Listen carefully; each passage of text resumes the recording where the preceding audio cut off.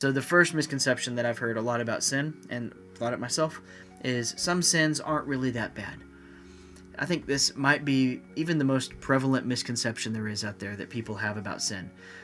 It's the idea that some sins are relatively harmless, what we might call, things like little white lies or harmless sins.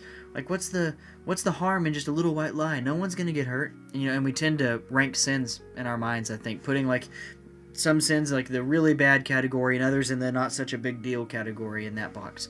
However, sin is still sin. And here's what James tells us about this kind of thinking. He says, "For whoever keeps the whole law but fails in one point has become guilty of all of it. For he who said, 'Do not commit adultery,' also said, 'Do not murder.'